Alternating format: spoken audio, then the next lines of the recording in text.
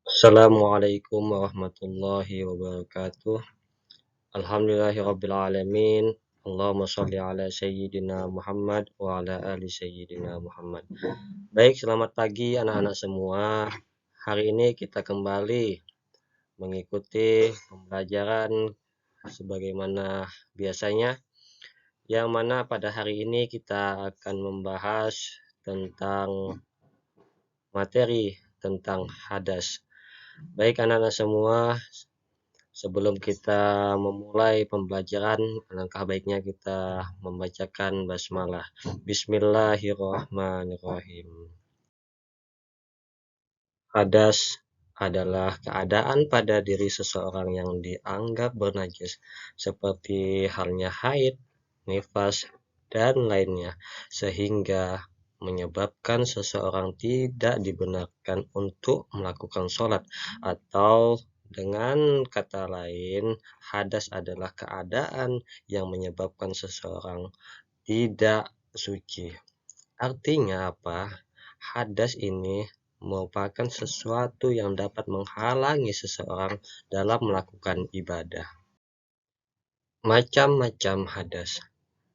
Yang pertama ialah hadas kecil. Hadas kecil adalah kondisi hukum di mana seseorang sedang tidak dalam keadaan berwudu, entah memang karena asalnya belum berwudu atau sudah berwudu, tetapi sudah batal lantaran melakukan hal-hal tertentu. Misalnya, seseorang yang tertidur pulas secara hukum telah batal wudunya, namun secara fisik tidak ada kotoran yang menimpanya. Dalam hal ini dikatakan bahwa seseorang itu berhadas kecil, dan untuk mensucikannya dia wajib bertaharah ulang dengan cara berwudu atau bertayamum bila tidak ada air.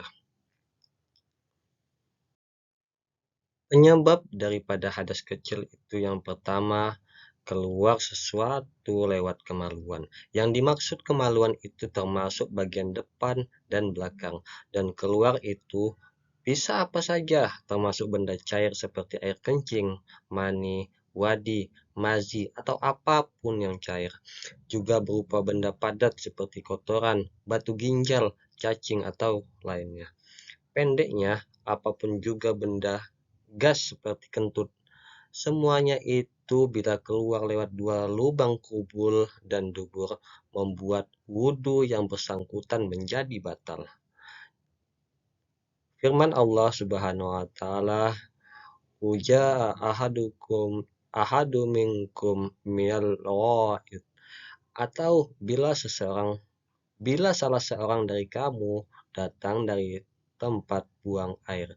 Juga berdasarkan hadis Nabawi dari Abu Hurairah radhiyallahu an, bila seseorang dari kalian mendapati sesuatu pada perutnya, lalu dia merasa ragu apakah ada sesuatu yang keluar atau tidak, maka tidak perlu dia keluar dari masjid kecuali dia mendengar suara atau mencium baunya. Hadis riwayat Muslim. Yang kedua ialah tidur. Tidur di sini tidur yang bukan dalam posisi tetap di atas bumi. Dalilnya, siapa yang tidur maka hendaklah dia berwudu. Jadi wudu di sini bukan yang ketika duduk posisinya tetap, tapi ketika tidurnya misalnya berguling-guling atau sampai terbuka duburnya, lalu itulah yang dikatakan tidur yang dalam posisi yang tidak tamakun tadi. Kemudian yang ketiga, hilangnya akal. Hilang akal baik karena mabuk atau sakit. Seseorang yang minum khamar dan hilang akalnya karena mabuk, maka wudunya batal.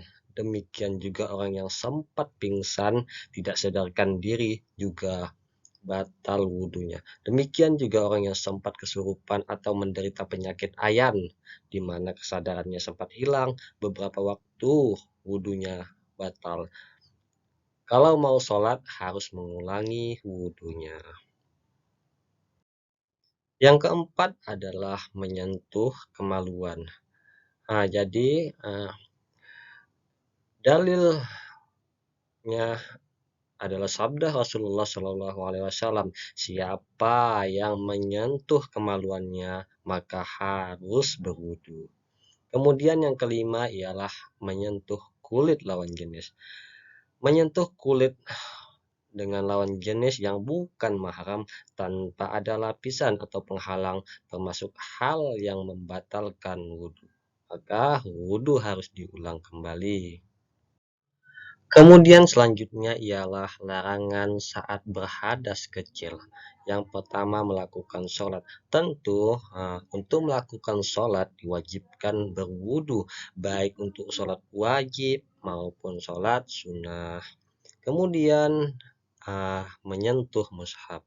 Jumhur ulama umumnya menyatakan bahwa diharamkan menyentuh mushaf Al-Quran bila seseorang dalam keadaan hadas kecil atau dalam kata lain bila tidak punya wudhu. Kemudian tawaf.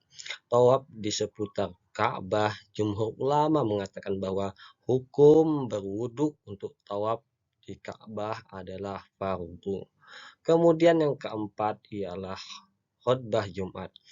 Dalam pandangan mazhab Al-Malikiyah dan Asy-Syafi'i menyampaikan bahwa khutbah Jumat juga diisyaratkan dalam keadaan suci dari hadas kecil karena kedudukan khutbah Jumat merupakan bagian dari sholat Jumat. Selanjutnya ialah bertaharah dari hadas kecil. Bertaharah di sini artinya bersuci daripada hadas kecil. Bersuci di sini dapat dilakukan dengan dua cara. Yang pertama dengan wudhu dan juga dengan tayamum. Namun tayamum hanya dibolehkan manakala semua syarat wudhu sudah tidak ada lagi, atau dalam kata lain tidak menemukan air di sekeliling. Kemudian tayamum sebenarnya bukan hanya mengangkat hadas kecil saja, tetapi juga termasuk hadas besar. Selanjutnya, hadas besar. Hadas besar merupakan kondisi hukum di mana seseorang sedang dalam keadaan janabah, dan janabah itu adalah status hukum yang tidak berbentuk fisik, maka janabah tidak identik dengan kotor. Penyebab daripada hadas besar yaitu diakibatkan oleh keluar mani, bertemunya dua kemaluan, meninggal dunia, mendapat haid, nifas, dan melahirkan bayi. Yang pertama ialah keluar mani. Keluar air mani menyebabkan seseorang mendapat janabah baik dengan cara sengaja ataupun tidak. Dasarnya adalah sabda Rasulullah Shallallahu Alaihi Wasallam. Sesungguhnya air itu kewajiban mandi dari sebab air atau keluarnya sperma. Hadis riwayat Bukhari dan Muslim. Kemudian yang kedua ialah bertemunya dua kemaluan. Yang dimaksud dengan bertemunya dua kemaluan adalah kemaluan laki-laki dan kemaluan wanita. Dan istilah ini disebut dengan persetubuhan atau jima.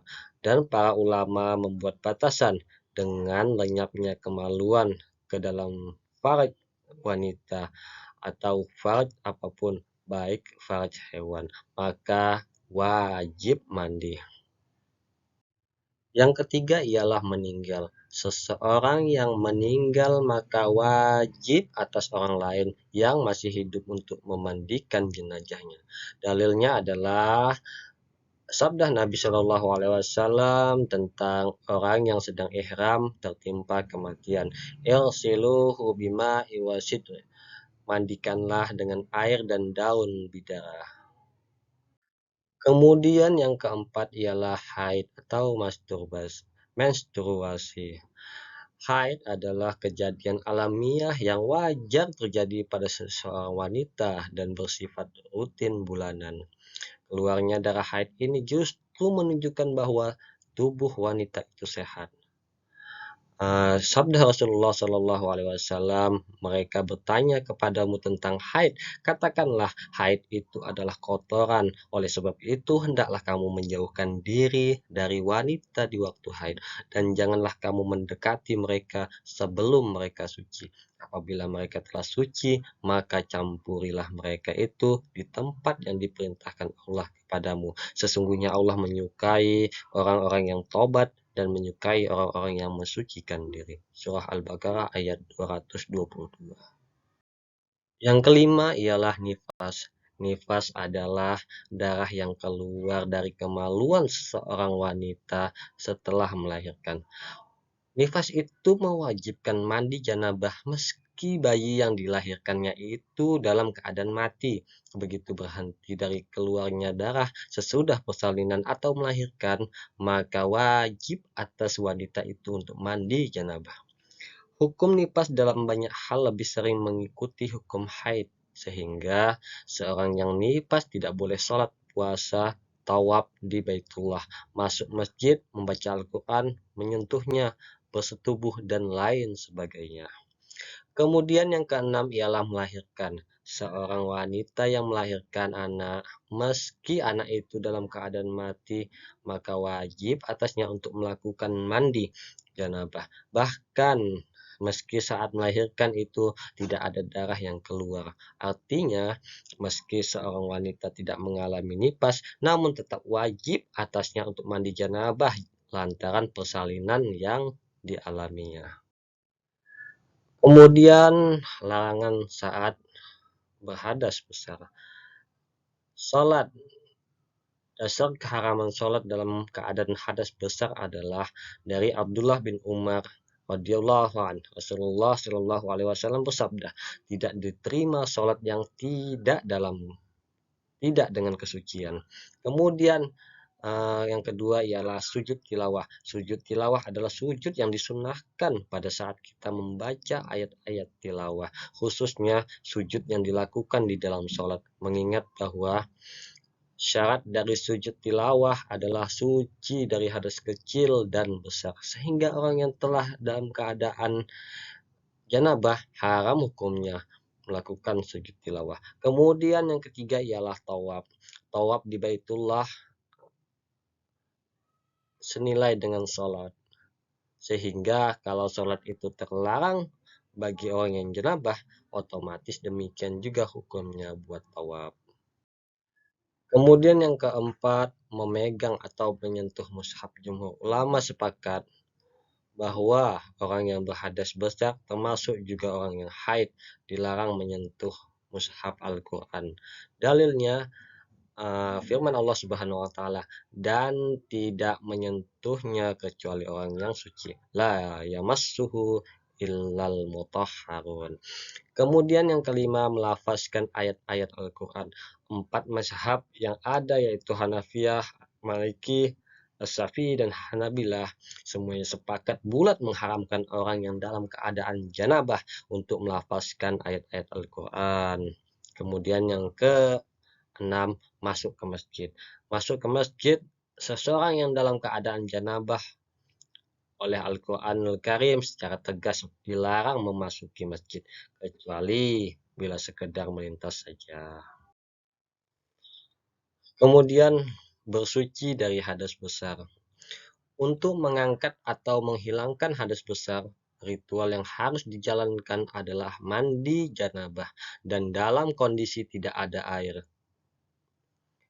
Mandi janabah bisa digantikan dengan tayamum yang sesungguhnya bukan hanya berfungsi sebagai pengganti wudhu, tetapi juga berfungsi sebagai pengganti dari mandi janabah. Maka bila ada seseorang yang terkena janabah, tidak perlu bergulingan di atas tanah, cukup baginya untuk bertayamum saja, karena tayamum bisa menggantikan dua hal sekaligus, yaitu hadas kecil dan hadas besar. Namun karena sifatnya yang sebagai pengganti sementara, maka bagi orang yang bersuci dari hadas besar dengan tayamum, tiap kali mengerjakan sholat, tawaf, iktikaf, dan lainnya, wajiblah atasnya untuk bertayamum lagi, mengingat sifat yang hanya mengangkat hadas sementara. Baik, itulah tadi, materi kita pada hari ini tentang hadas. Terima kasih kepada anak-anak semua yang mengikuti pembelajaran pada hari ini. Semoga kita diberikan keberkahan oleh Allah Subhanahu wa taala atas pelajaran pada hari ini. Kita lanjutkan pertemuan minggu yang akan datang. Sebelum kita akhiri, marilah kita tutup dengan bacakan hamdalah. Alhamdulillahirabbil alamin. Assalamualaikum warahmatullahi wabarakatuh.